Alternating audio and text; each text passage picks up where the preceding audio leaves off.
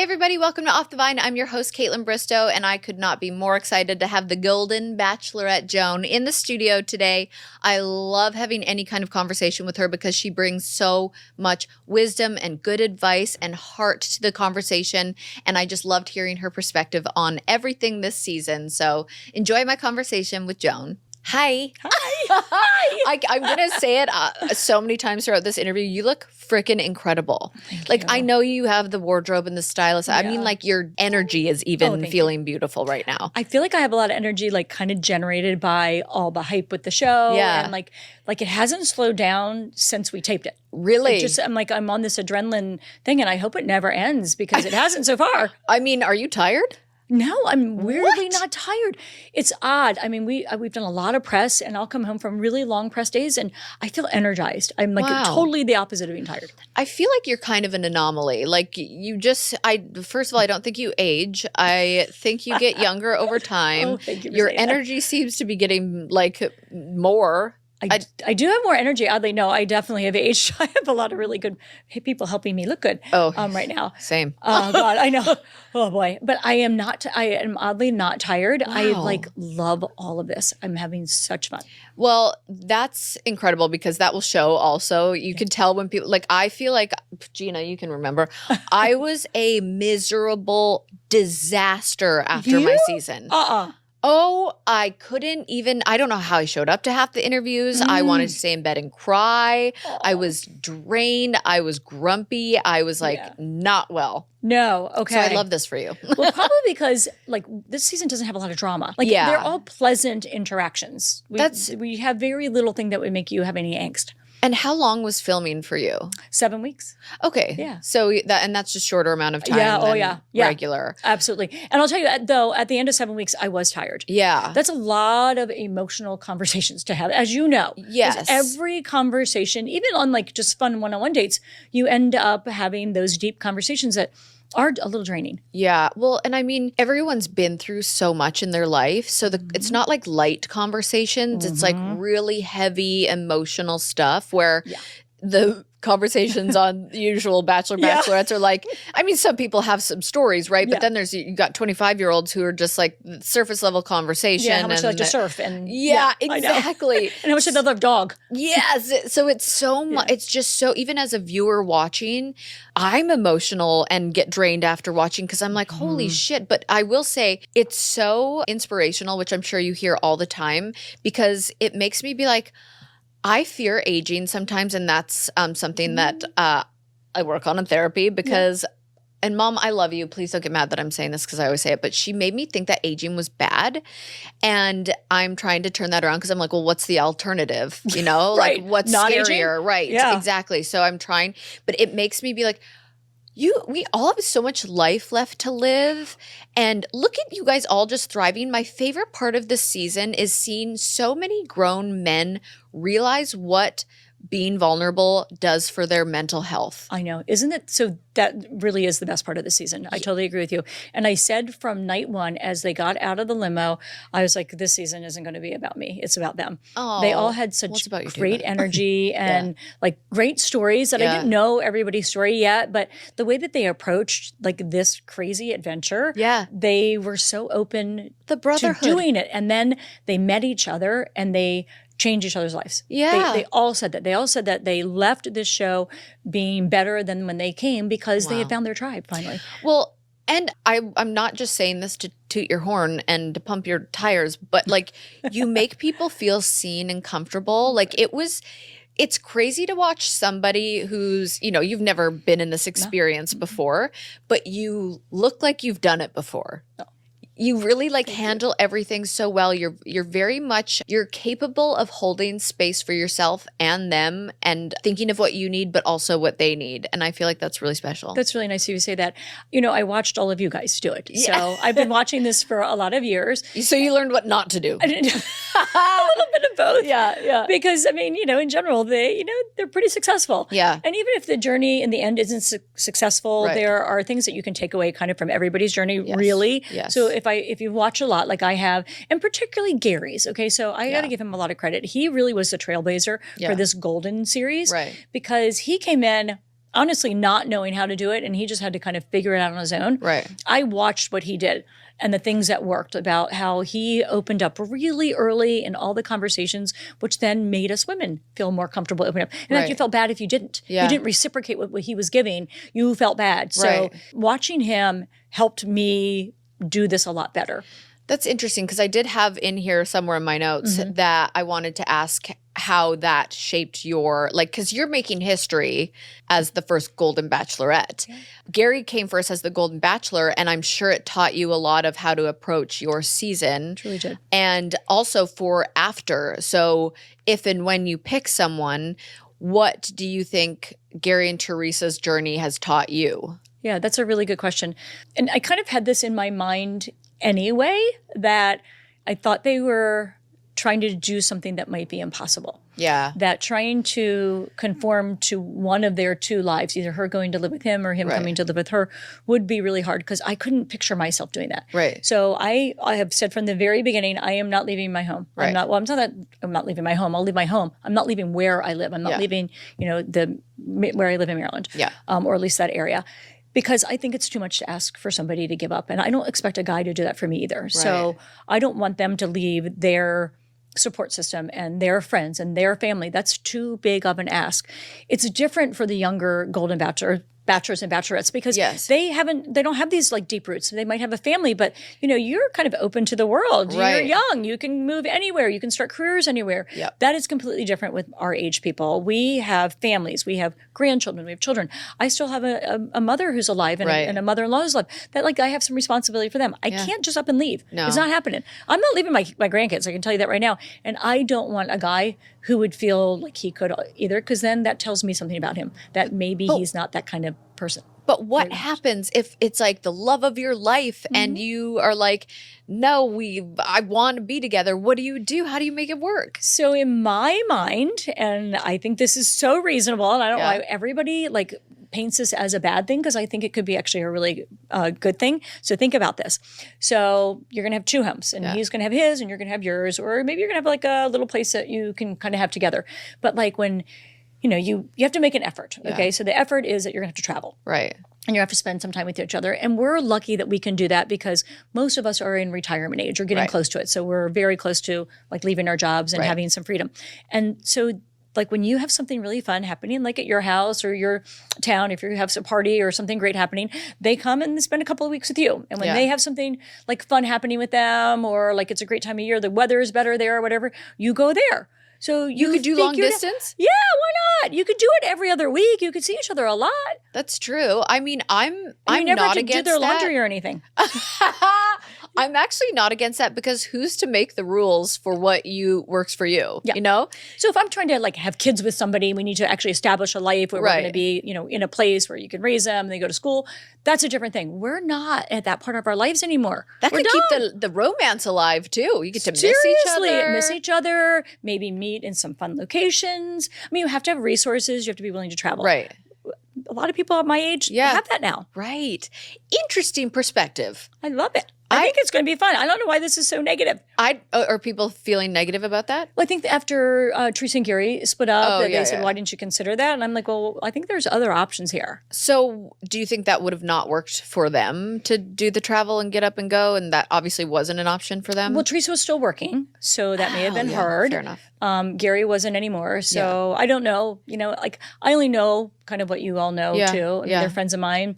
And I don't want to dive into their personal stuff. I respect that they figured out it wasn't going to work early on, and they wanted to still have time in their life to maybe find somebody else. And so when they decided to split, I respect that decision. It's so different, your seasons compared to our seasons, because of so many different just phases of life and what phase you guys are in right now, especially when it comes to fantasy suites. What a different approach that you would have to take, or that you would want to take, I guess, for overnight dates. So what does I think I've heard you talk about this actually, but what is your approach to overnight dates? Yeah, the fantasy suites is something I put a lot of thought into. Yeah. Well, first of all, my kids were mortified of the thought of us doing a fantasy suite. They even think the name is disgusting. Yeah. They were like, It's just a gross name. Fantasy suite. Fantasy suites are like, oh my God, that's so gross to even think about that with you. So, oh man, and we've all put some thoughts in the viewers' heads of what it looks like. Of what the fantasy is actually.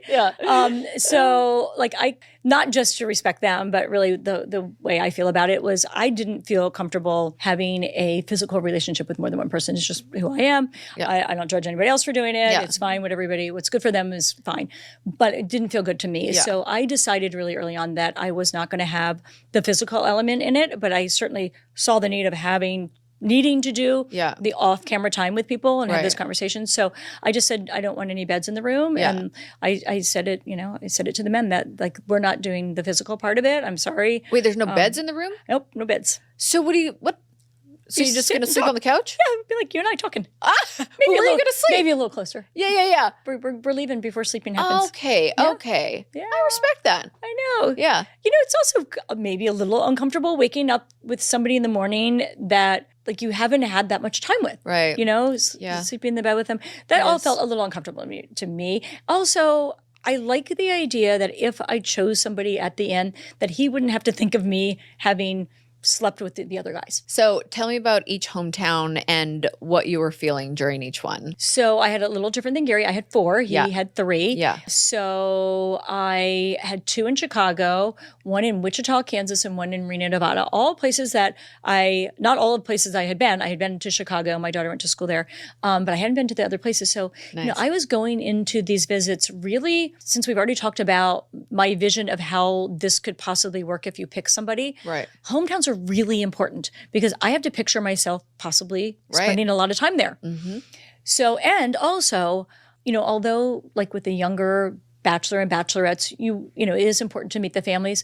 They're probably not going to be like such an integral part of your life. Right. But when you have kids and grandkids, like you don't just up and leave them. No. You're expected to up and leave your parents and go make a life for yourself. Yeah. When you are a parent, you aren't expected to be the one to do up and leaving. Right. So I had to picture myself with their families. So these were really, really important dates. So 2 of them went somewhat like I expected and 2 didn't go like I expected. Okay, let's talk about the 2 that did go. That did go. Okay, so I got to go to Reno, Nevada with a guy. Yeah. We got to go to Lake Tahoe. We were on the boat. That was super fun. And I really loved that date because it reminded me of summers with my kids. So we would go spend the summers at the beach close to where I live in Maryland. And he did kind of the same thing with his kids. And they would spend a ton of time at their place in Lake Tahoe.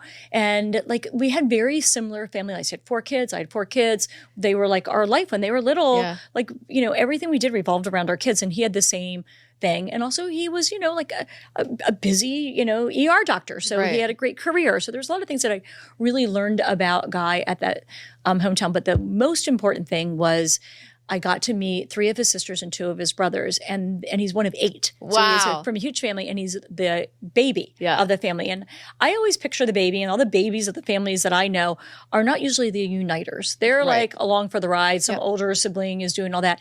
That's not true in his family. He is the one that gets them all together. He plans the vacations. He plans like crazy things, like talent shows for all of them. Because it's a big family, because they all have kids, and there's grandkids. So it's like it's like a really cool dynamic he has with his siblings. So I love that about him because he was all about his family, and he just seems like he made life fun. Wow. He was like the dad that decorated the entire front yard for Christmas, and he just was fun. He was the kind of father that my late husband was, and he had the kind of life that like really matched what I already had. Wow. And did that shock you? It did, because, we kind of had a little bit of a slow burn. Yeah. He and I did. Yeah. We moved kind of slowly.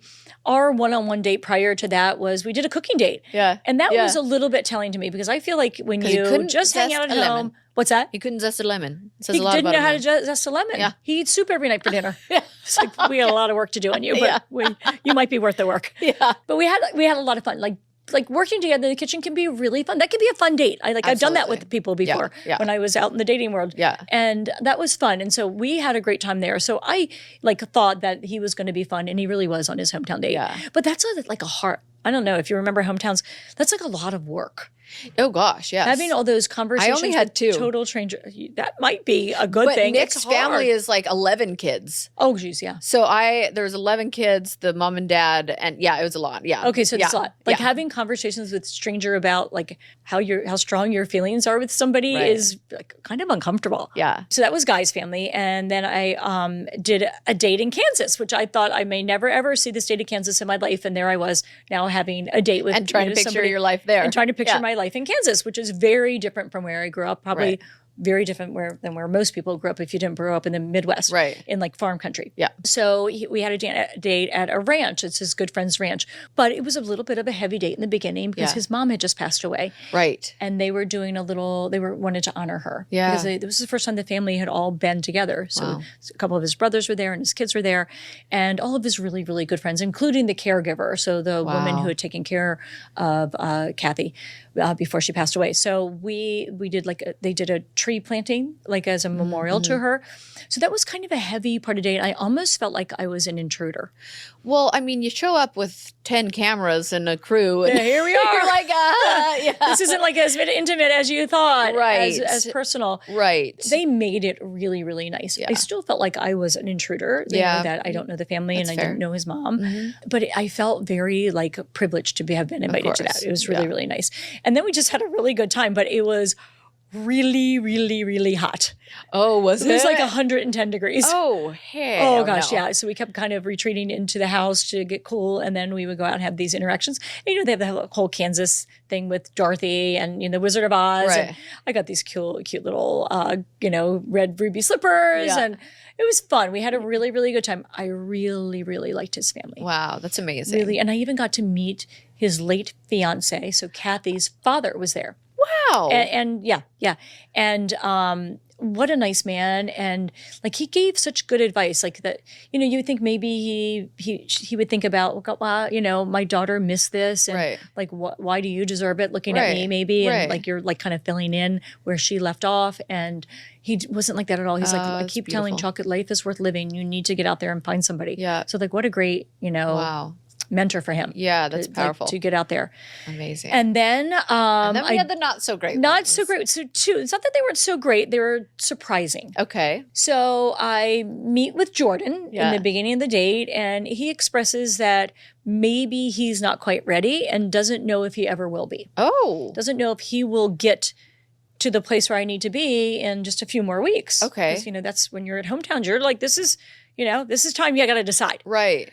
Because this could be potentially going to exotics and overnights and like down to the final. Yeah.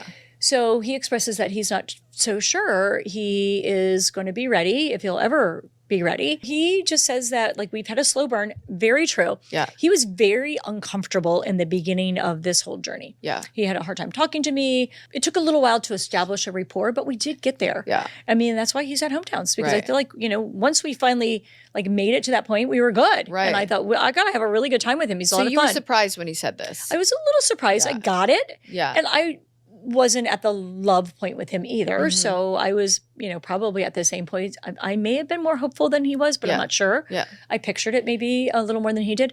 So we have a really good date, and I talked to his daughters and I expressed to them that like, I am not sure if I pick him, he'll pick me. Right. And they were like, like they weren't sure either. Wow. So that's why it came down to like a decision. And then I had the date with Pascal. Yeah. And I actually had a really good time with Jordan. I love Chicago. We ate deep dish pizza. We ate his favorite desserts. And it was a little bit about eating, which was fun. I actually had a great time. I always eat my way through Chicago. Yeah. I know. It's good food. Best. Good sports, good food. It's just a fun town. And I really enjoyed his family. I met two of his brothers. Yeah. He's one of four boys. Yeah. And so I met two of his brothers. I met his kids. All of that was great. I could certainly picture my life there. I just wasn't positive he could picture a life with me. Mm-hmm. And then the similar happened with Pascal. I had a great time. We were in Chicago again. We went out to his salon and we had fun. I met his kids. I met family. I met friends. But he expressed to me that he had to take this really slow, that he had been heartbroken before. His heart had been broken before, and that he was a slow mover. And I think that was like a real message to me, like, I might not be there either, because there is no slow moving on this journey, as you know. Right. And did that make you sad? Were you a little hurt? Yeah. Because I had this notion in my head that, I know, and this is going to sound a little screwed up, that I'm sorry. And I'm sorry to everybody, that it would be hard for me to establish a relationship with more than one person, possibly. Yeah. It's hard to fall in love with 4 people or 3 people or 2 people. But I did think that they should be falling in love with me. Like, how hard is it? I'm here. There's only one of me. I'm only the only female you see for like 7 weeks. No, it's hard to not take that personal. I took it a little personally. To be honest, that I thought they should have been falling in love with me. And I was like, well, what's wrong? Like, what's wrong with me? I thought, am I not lovable? Have I done something wrong? Right. Like, why haven't they fallen in love with me? Yeah. So I was a little taken back that I thought I was going to go into this rose ceremony with 4 people who were very invested with me, and it was really just going to be solely my decision. I kind of felt like Pascal and Jordan took the decision away from me a little bit. Like they were already deciding, which, by the way, it's the way it should be. Yeah. This should be a 2-way street. Of course. They should be figuring out how they're feeling. It just surprised me a little bit. Right. Has that happened before in Bachelor? Oh, of course. Okay. Oh my gosh, yes. Yeah. And even if some people feel that way, they might not tell it. So it's nice that they were honest with you. Absolutely. Because some people are just going there to make it to the end and then back out like in the last second because they're like, shit, I got too real. Oh yeah, what am I doing here? So how did you make your decision then at the rose ceremony? So I made it based on like the level of their angst was. Yeah. And I felt like Pascal could get there. Okay. I didn't think Jordan was ever going to. Okay. Like Jordan was pretty sure that he wasn't going to get to the end and like be ready for a committed relationship. Right. And like I always said, I didn't need to get engaged at the end of this. Right. I wanted just somebody that I'd leave and like say, we're going to explore this outside, a Bachelor and just, figure out if we live out in the real world well together. Yeah. And I wasn't sure that Jordan even wanted to be there. Wow. Yeah. Interesting. Yeah. And now, did he say, like, what was the goodbye like? Like, what were you feeling during that moment? So the goodbye was really good. Okay. So the goodbye was, like, I feel like we made a big step in this journey. Like we figured out that we were good together, that it wasn't just, like, on the ice skating date. It wasn't just on our other interactions. Like, this whole day of meeting family and spending the day together, me in his town, in his hometown, was really good. I still, though, had doubts because he went into this date thinking, I think if I'd said, I'm not interested in doing this date, then he would have been okay with it when we started the date. I didn't feel like that when we ended it. So I felt like we made progress, but I didn't know if I left again, he was going to go slip back to where he was before. Right. There was a chance that was going to happen. Yeah, and I felt like Pascal was going to maybe make it there. Wow. Okay. Was that ice real on your date? Oh, very real. Really? Which is just really funny because I asked him on the date. I'm like, he's from Chicago. Like, he's like, they have ice all the time. Like 6 months out of the year. Of course he knows how to ice skate. Yeah. He had no idea. So we go and we did ice skate. Like, he comes to the rink and he kind of guessed, like, probably not till we were pulling up to the ice skating rink that we were ice skating. And he was like, oh no, I don't ice skate. And I'm like, you don't ice skate? Yeah. You're and the same thing happened when I asked Jonathan. I brought Jonathan on the horseback riding date. Yeah. I thought he's from Iowa. Of course he horsebacks ride. Yeah. He's like, I haven't done it since I was like 6 years old. Oh gosh. I was like, I suck at picking these dates. I just assumed like these guys were like based on where they were from, what they knew how to do. Yeah. And so Jordan did not know how to ice skate and he couldn't even get the skates on. And I was really worried about his And then he's tailbone. like, do we have to really wear like the elbow pads and the knee pads and the helmet? And they're like, yeah, you have to wear those. Like, this is dangerous. Yeah. And then he literally made it 5 feet and fell. And at that point, he wouldn't move his feet again. I had to drag him across the ice. The whole date, I dragged him across the ice. That was so funny. It was hilarious.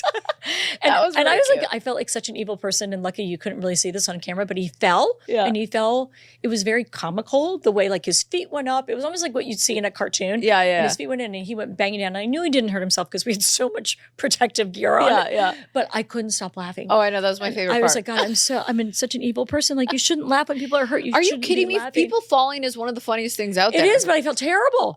It's like whenever I'm sad, I'll just YouTube people falling because it's so funny. It is funny, but I felt really bad. I was like, oh God, I hope people can't tell that I'm just laughing. I was laughing so hard that, like when you're laughing, you're kind of weak. And I was trying to help him up, but I was no assistance at all because I was still laughing. I was like, and every time I thought about it throughout the date, I would like giggle. I'd be like, I hope they're not. I mean, we were all giggling with you. This show is sponsored by BetterHelp. October might be the month for wearing costumes and masks, but how many of us feel like we're hiding behind a mask more often than we'd like? Maybe, at work or with friends or even around family. I know there's been some times where I felt like I couldn't fully be myself in certain situations. Like I had to hide part of who I am. And that's where therapy can come in. It's obviously not just for people going through something major. It can help you learn positive coping skills, set healthy boundaries, and just feel more like yourself. And it's all about about taking off that emotional mask and accepting every part of who you are. Now, if you've been thinking about therapy, I definitely recommend trying BetterHelp to start. It's super convenient because it's entirely online, designed to fit into your schedule, and you just fill out a quick questionnaire and then they match you with a licensed therapist. And if for any reason you want to switch therapists, you can,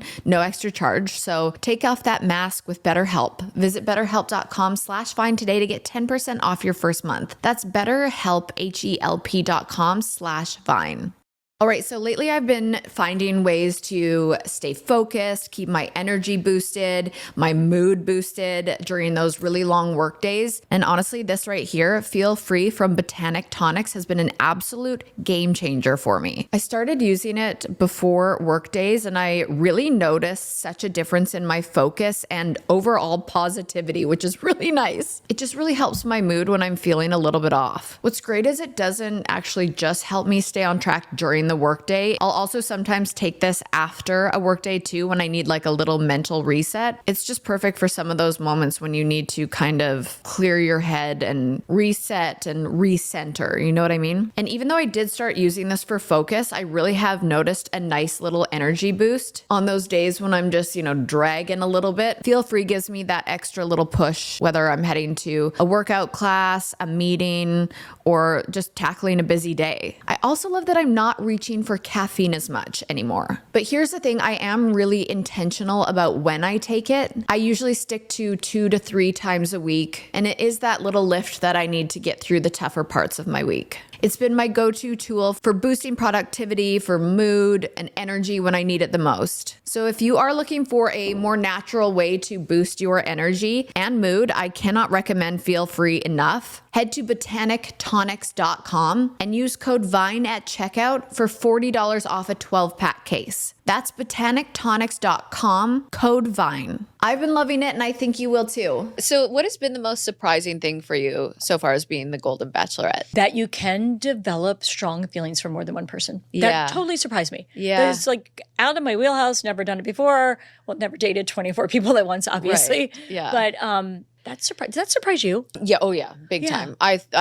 Well, especially given the fact that at the beginning I was so sure I knew who it was and then it got really confusing. But yes, I think everybody is shocked by that same thing. And I think for you, and you've talked about this so often, and I know it's going to come up a lot even more on this season, is you are capable. So many things can be true at once. You are capable of falling for more than one person, and you still have so much space in your heart for your late husband that's got to be confusing.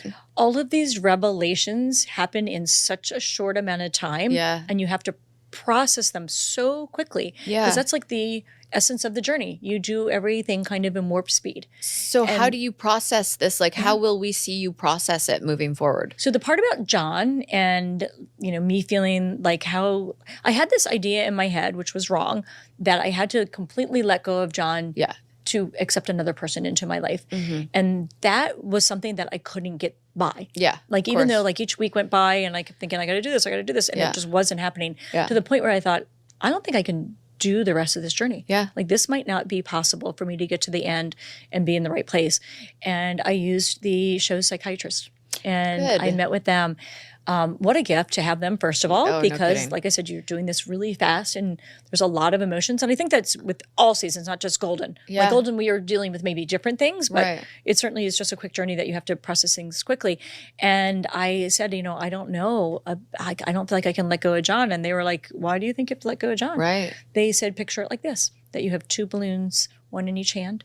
And John is this balloon and this is another person that you might be forming feelings for. You don't have to let go of this one to hold on to this one. That you can have John in your heart and in your memories and still be part of you and still have another person, that there's room for both of them. And also accept that like it's going to be different love. Yeah. It'll never be what you had. You built a life together and you went through life together. It's never going to be that with somebody else. And that's so true. Yeah. And I wasn't looking for that, really. I was looking for different. So like when John and I got together, I was looking for somebody who's going to be a great father and like I wanted to build a life with, and that, we were going to save our money and buy a house and you have all these dreams. We have all that stuff done. Yeah. I've built the house. I have the family. I have grandchildren. I've done all those things. I need a completely different person in my life now.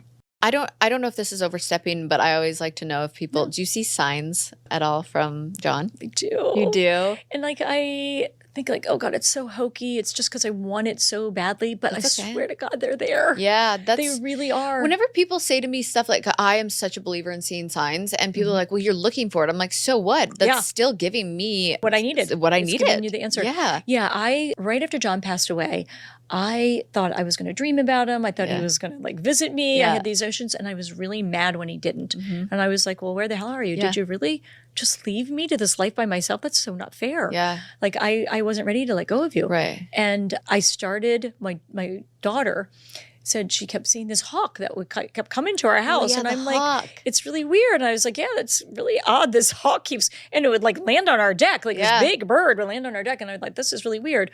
And she's like, it's Dad. It's definitely Dad. Because and this is really like a sad story, and I don't want to like bring us down totally, but I just will tell this really quickly. No, that's that okay. The day that he passed away, the morgue came to get his body, and it was in our home. Yeah. And I live across the street from an all-boys Catholic school that rings a bell when school is starting that morning. And so at 8 a.m., they were carrying his body out of the house.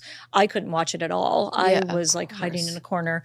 But one of my daughters and her husband walked outside with him. And as they're walking out, the bell is ringing and a hawk is flying around. Wow. And so from that point on, this symbol of a hawk was there. Yeah. And sure enough, I just see him in all the weirdest times. Like when I'm thinking maybe I'm doing something that's not completely right, like, that maybe isn't honoring his memory. Like I feel like he comes and visits and tells me it's okay. I know it's weird and I hate sounding like that weirdo, but that's weird at I swear to God, it happens. You are talking to the right audience. Okay, I'm the most spiritual human being on the planet, and I totally believe that. I think he absolutely is. Like even while you were filming that hawk flew in the beginning episode. We were right at the cemetery. Yeah. That was crazy. 3 of them. Yeah. That day, like that was like a big sign. Yeah. Because that was one of the days I thought, does this look weird that we were at the cemetery?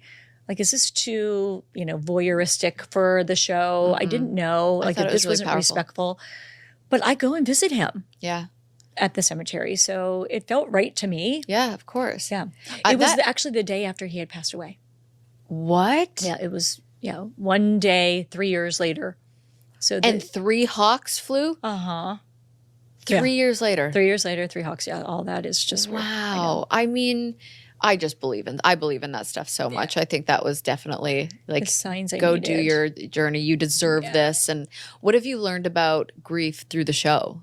I've learned a lot. Like I thought I was ready to go on and I was ready to find love, to discover that I really wasn't. Yeah. To then discover again that I really was. Which is so real. That's so honest. Yeah. And I think a lot of people would be going through those same waves of emotions, and you could have just faked it. Yeah. But you were so honest and vulnerable with them. Yeah, I got exhausting faking it because I tried. For the first 3 weeks, I really, really, they kept saying, are you 100% ready to find love? And I could say, yes, I am. And then I just couldn't do it anymore. Yeah. I was exhausted. And I finally said to the guys, I can't be fake anymore. Yeah. Like, I don't know if I'll ever be ready. I don't know if I'll ever be 100% ready. I don't know if you can expect that from somebody, if anybody ever is. Right. And when I finally got to say that and like let that out and let that be like, okay, it's out. Yeah. Now you got the real me. It made everything so much easier. I love that because I'm such a believer in, the power of vulnerability, and like that probably gave them permission to then be super vulnerable and say like, wow, I was feeling that way, but I didn't want to say it, It's just everything becomes, when you're real and honest and authentic, everything lines up and it starts being the way it's supposed to be. And people like you so much more. Yeah. Yeah. When you are trying to be the perfect you. Yeah. People don't like you. Like my friends that show me the imperfect self, I like them so much better because I don't feel like I have to be perfect also. Yeah. And when I finally got to be like the imperfect me, I was like, I don't have to drive this bus and be, the person that's taking in all their grief and, trying to be supportive. Mm-hmm. Like I can let go of that a little bit and just be me. And it was so much easier. And I felt like the connections we established after that, when I could just be me, were so much better. Yeah. I totally believe that. That makes sense. It makes sense, really. It makes sense. Over the years, I feel like dating has just evolved in general and, people are on apps and whatever. Do you have any advice for other women who may be in the same position, just getting back out there, either after a really hard breakup or a loss or at your age? Gosh, I wish I had great advice, but I could tell you like my experience. Yeah.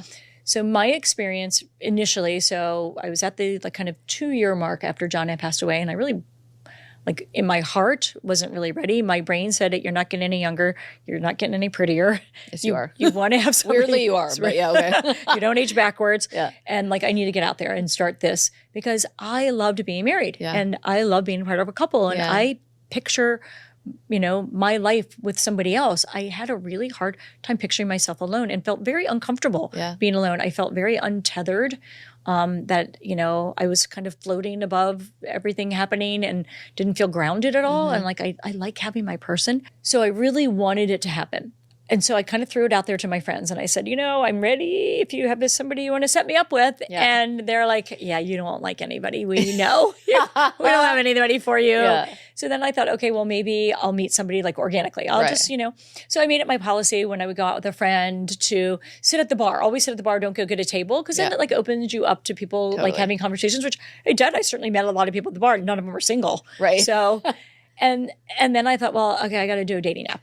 So I did a dating app. You tried the dating app. Everybody's doing it. I really didn't want to. It made everything that I thought was coming true, that it's like a job and you have to be so on it all the time and you can't like have a 5 minutes not looking at your phone or you get behind on messages. And I had a job at the time and I thought, I'm going to get fired. I spent so much time looking at my phone. My boss would walk by and I'd be like, putting my phone down, pretending I wasn't doing that. But I had like 12 men I was messaging, trying to be witty with. And it was exhausting. You were a little prepared for dating 24. I had many, many men on Match.com. But I discovered that really wasn't a good way for me to meet people, that not everybody is 100% truthful on their profiles. I'm sure you've experienced that. All of them. The dogs, they lie about their age. They lie about like where their height. Everything. Height, the size of their belly. Yeah. I know. Oh my gosh. I went on dates that I would get to the restaurant and I'm like, I always go on like, I'll meet you for a drink date because then you could leave really quickly if it wasn't working out.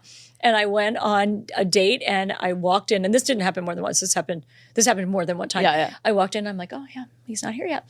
And so he's I go right sit down and he's right across the bar and he's like waving at me and I'm like, oh. You don't look anything like your profile pictures. The profile pictures are like 10 years old. And that happened more than once. That's gotta be like, it's not nice. It's got to be embarrassing though for them to be like, you don't recognize them me. What? No, but it's like, did they think I would come? And no, like, I don't want to sound like a superficial person, but the way if you're attracted to somebody, that matters. It does matter. Attraction matters. Yeah. So if you thought I was going to come and meet you and you didn't look like the person I thought I was meeting, like, especially was I then going to... It's not like Love is Blind where you like really get to love who they are and you're attracted to them without even seeing them yet. It's like you've seen and you're attracted. I've seen him like, okay, this is a guy that I would be attracted to. And then you go and they don't look like that person.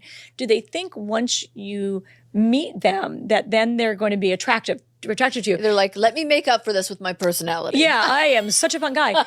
At that point, I'm already like, you're really not very honest. Right. So I'm already like at a negative part of like my feelings for you. Yeah. So, and like you said, it is kind of embarrassing on my end that I didn't recognize him. Like, oh, something's wrong with me. Did I not look at that picture right? No. Like, is something wrong with me? So I discovered that it's very hard to find somebody. So, but like, if I had to give dating advice, for me, that like really wasn't an option. Not finding somebody was more uncomfortable than doing the dating. Got it. So I really wanted to have somebody in my life. And I was thinking of ways that I was going to have to figure this out. Yeah. Because I knew that I needed somebody. So I was going to have to change something up. So whether it was, I used to volunteer for Catholic charities and I would go feed homeless and I met like really neat people doing that. The other people that are doing that like kind of had maybe the same morals as you or same values as you. So I thought I'm going to like go volunteer more. I'm going to like join a wine tasting club because I can taste wine and it all tastes good to me. So I'm going to like learn something about like wine tasting or I was going to do something different. Like that was in my mind. And then I got to be on The Golden Bachelor and The Golden Bachelorette. So, I mean, like, I did it in a big way. Yeah. But I also, like, after The Golden Bachelor and even while I was in The Golden Bachelorette, I thought, if I don't find somebody, I've certainly put myself out there. If people don't know, like, I want to date, then I'm not lovable. Because I'm out in the biggest way you can possibly be out. Yeah. I want to know what that was like when you got the call, because I knew it was you before you knew it was you. How'd you know? Well, I shouldn't say people. that. I know people.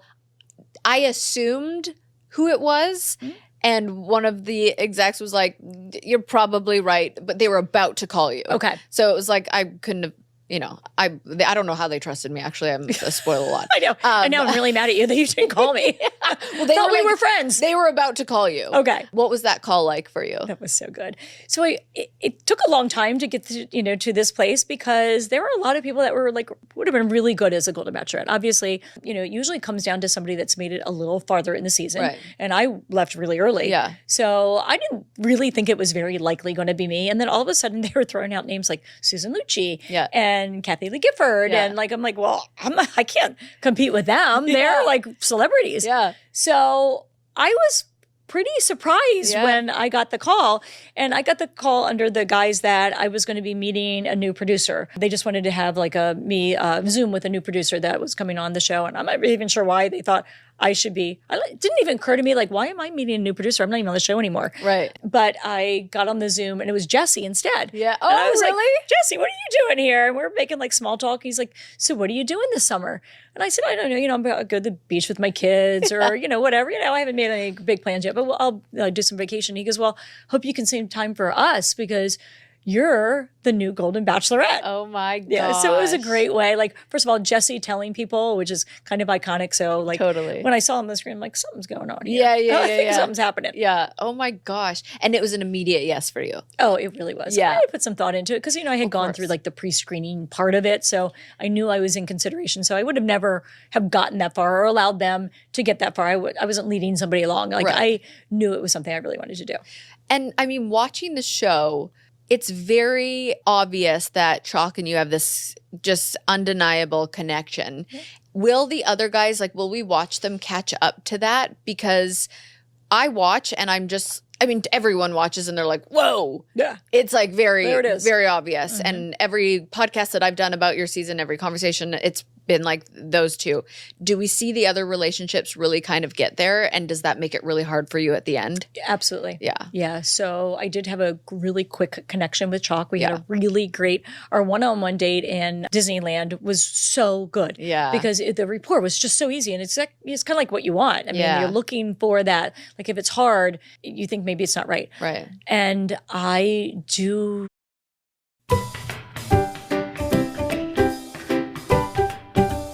Expedia, hotels, flights, and car.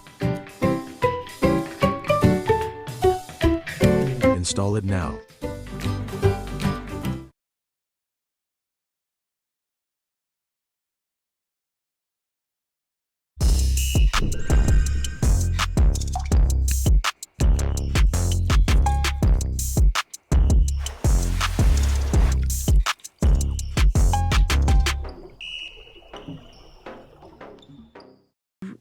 Like they catch up. Yeah.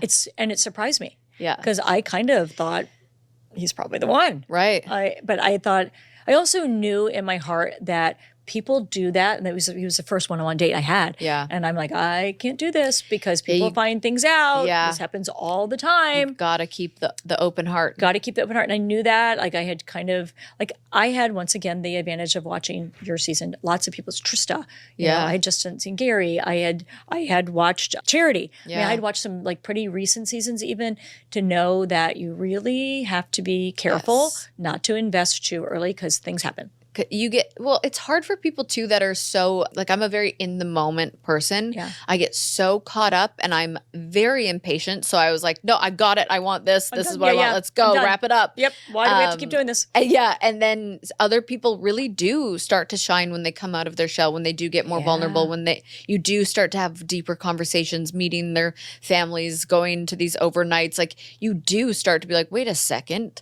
Hold on. Yeah. Did I get too excited and do the whole honeymoon phase too early with somebody and I was not getting to know somebody that could have been there all along? Yeah. Or, I mean, certainly that. Yeah. And that's kind of what happened to me. Yeah.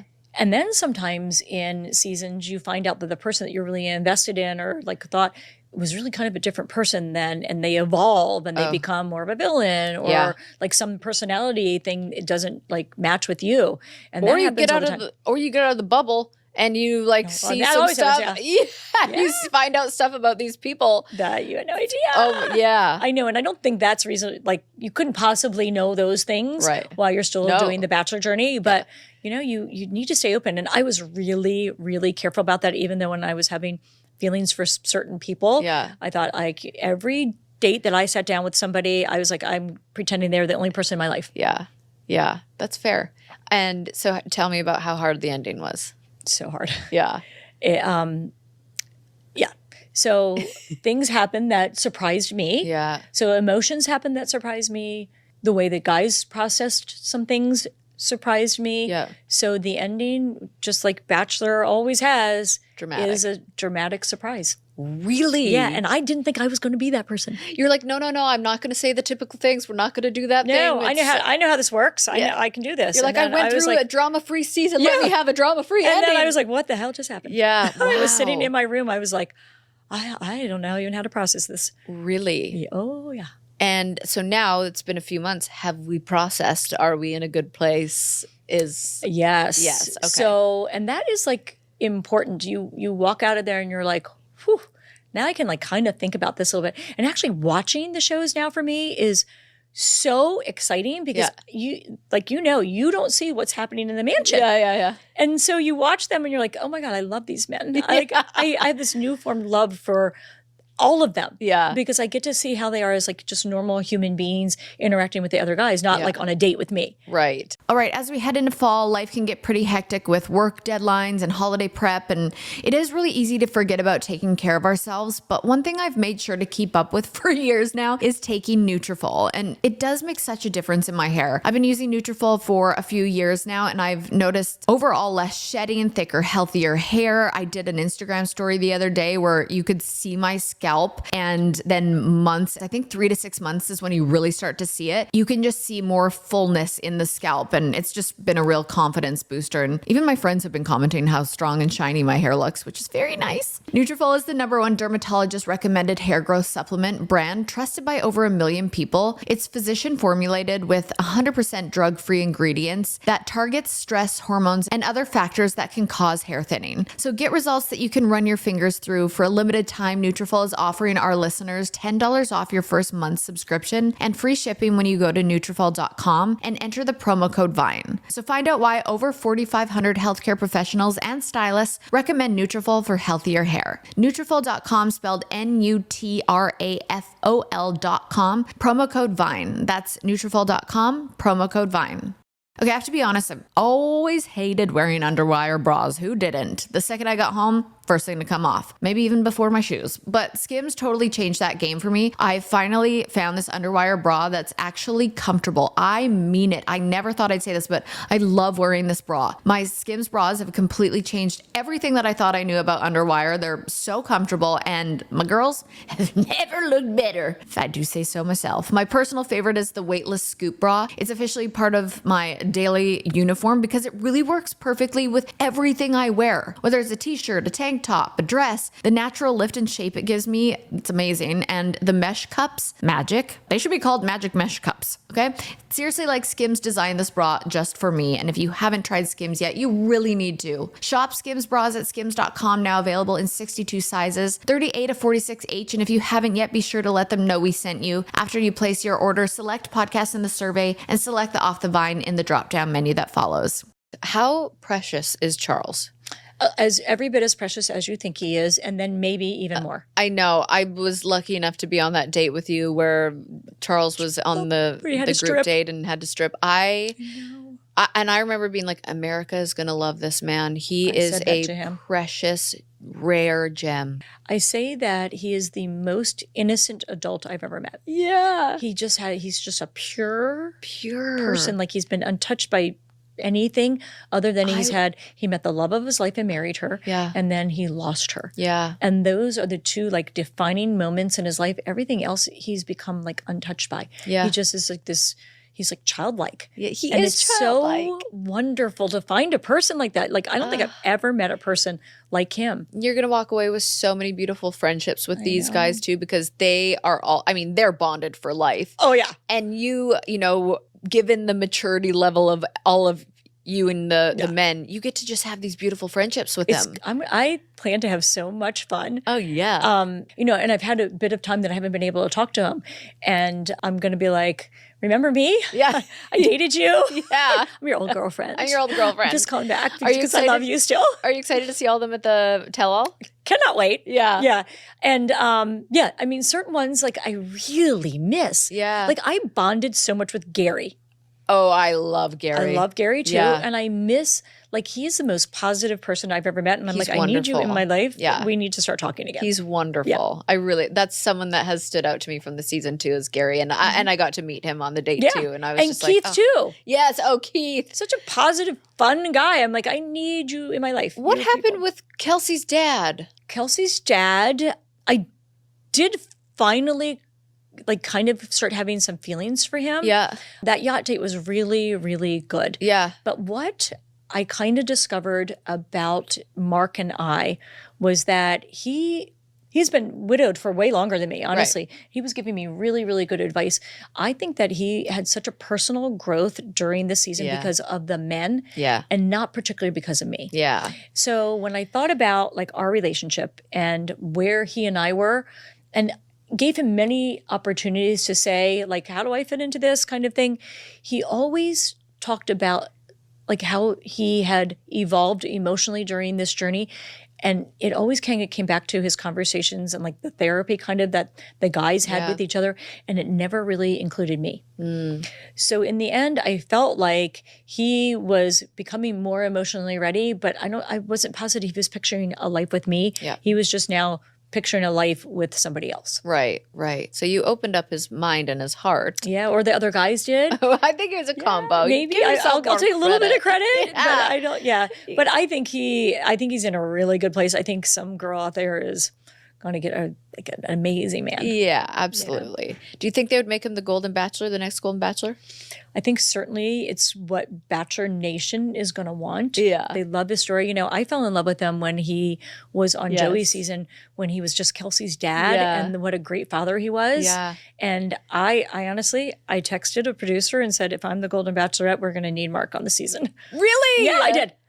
Yeah. I love that. I just thought he's like a perfect guy. He's handsome and he's such a great father. Well, the world fell in love with him. Everybody fell in love with him. And I don't think that has ever stopped. Yeah. He was every bit as lovable on this season. So he could certainly be the Golden Bachelor. Yeah, absolutely. Yeah. Little fun rapid fire to wrap it up. Okay. I always like doing something fun. Yeah. So what was the most cringe moment watching back your season? Oh, kisses. Yeah. It's awful to watch yourself kiss on TV. And then my daughters count how many people I kiss on each episode. No. So last episode, my daughter called. She's like, Mom, 4? And I'm like, no, I didn't kiss 4 people. And I'm like, I think it's just 2. And she's like, Mom. And then she names them off. I'm like, oh God, I did kiss 4. You're right. I'm so sorry. It's the only acceptable place to be doing this. You have to do it. Yeah, you cannot. If a guy's not a good kisser, you're not going to want to be with him. I agree, though. It is so cringe to watch yourself kiss. It's like, awful, isn't it? Even if it's not a makeout, even if it's just a kiss, I'm like, ah. I'm like, oh. I know. I did the same thing. Any guy that you've eliminated that you kind of regret? Yeah. How? Well, I mean, I feel like I needed more time. I feel like I needed more time with Mark, and I feel like I needed more time with Jordan, honestly. Okay, yeah. Yep. That's fair. Yep. Okay.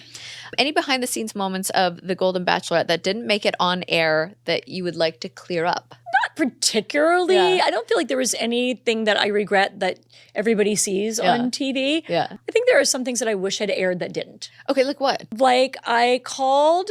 So Fantasy Suites was something that was like a little bit disturbing to me. So I renamed them. And I think I love the name. What is it? That one day it could be like a thing. And I feel like I want to coin it. Conversational Cabana. I feel like that should be on. There's no way they'll go for that. Because they want fantasy. I'm not and sure there was no fantasy in my suite. But sex sells. And ABC, as much as they are like G-rated, they still... It's on prime time. It starts at 8 o'clock at night. Yeah. It's still... The fantasy suites are iconic, though. I know. But the Conversation Cabana can be for other people. Yeah. For people who see it my way. Yeah. Okay. It can be both. We can have both, and you can name it whatever you want when it's your turn. Yeah. I always ask my guest to confess something embarrassing, an embarrassing story, anything in your life. It could be from when you were like 10 years old to now, something that stands out where you're like, this is the most embarrassing thing that's ever happened to me. Okay, it happened on the show. Okay, perfect. So we were at Chalk's date in Kansas where it was like 110 degrees. Yeah. And I have a sundress on. Yeah. And the sundress, so I know that you're a girl, so girls in this band are going to be like, what the hell are you talking about? I had like the pasty boob things, to hold your boobs up and make you look good. Yeah. And the cakes. Yeah, the cakes. But now I'm sweating a lot. Yes, I know exactly where this is going. This is awful. Sweating a lot. Not only that, we're at the point in the date where we're kind of saying farewell, and Chalk is up standing in front of everybody. He has like 30 people on his date, by the way. Yeah. It's friends and family because we did the memorial thing for his mother. So all kinds of people. And he's doing a toast, and he's like, and I brought this woman here because, I really see a future with her. And he's making this really heartfelt toast. And all I can think about the whole time is my right boob is starting to slip down. Yep. And now it's made it to my stomach, and I have a sundress on, so it's not stopping. And he keeps going, and there it goes. It falls out of my dress. No, did people see? I don't know. So I'm like, I got to put my foot on top of that because I can't. So now we're supposed to walk away and walk up to the house. And I'm like, it's going to be sitting there on the ground. So I step on it. But my shoe doesn't cover the whole thing because it's like that big. Yeah. My shoe doesn't cover. So now it's kind of sticking to my shoe, kind of not. I'm stepping on it. And now I'm like, now this is going to be even worse because now you're going to see it on my shoe. And as I walk up, it's going to fall off. And that's going to be really obvious. So I'm walking really hard, stamping as I walk so it won't come off. It was awful. I'm like, God. Wait, did you end up telling him, like, peel it off and be like, look? I didn't. I peeled it off when I got up to the house, and I was like, threw it into the bushes or something. It was I was like, I'm going to die. If somebody got that, I'm going to die. I mean, literally came right out the bottom of the dress. It's so funny what would embarrass somebody to what would, like, to me, I would have been like, you guys. Look at my boob. I would have been like, look at this. They like threw it at someone. You're classier than me, though. I was just trying. Well, I probably should have made a joke out of it at the time. I was mortified. I was like, oh my God. I wonder if the producers are watching in the control room being like, get that for the blooper reel. Somebody, camera number two. Pan to her foot. That's amazing. Was it just so overall, just like such an incredible experience to just get dressed up every day, get your hair done, your makeup done? I'm so jealous that you get to spend every day with Gina and Carrie, every day. People yeah, you're ever. right. It was the best. And the fact like that it didn't have to be dramatic. It got to be pure. It got to be sweet conversations and like real love. And I just feel like it gives everybody so much hope. I hope so, because I didn't want like this to be completely about me. I mean, obviously I am like the person out there doing it, but there are so many people like me, men and women that have given up on finding love. They're like, I had my chance in life and I don't get a second chance, or it's too much work to have a second, or it's not dignified, or like I need to take a backseat to the next generation and be supportive of them. I don't get to have another life. And like, I hope I made it look fun. You did. And dignified. Honestly, I was like, I've said it a million times on, again, social media, other podcasts. Like, I'm like, you made it look so easy. You made the conversation so smooth and comfortable. You were a vision the whole time. I was just like, your body's better than mine. Oh, please. It's insane. You are just a queen. You're a queen. And I think you've just done an excellent job. Thank you for saying it. And they did such a good job for me. They gave me 24 men that if I was dating any one of those 24 men outside of The Bachelor, I would have been like, yeah, I'm done. Honestly, a bow down to the casting producers because they don't always get it right, but this season they did. I agree with you. That's amazing. Well, what's going to come up for you now when everything wraps up? What are the plans? I can't reveal a lot, obviously. Yeah. Okay, hypothetically, if you have someone and you're happy, would you do a televised wedding?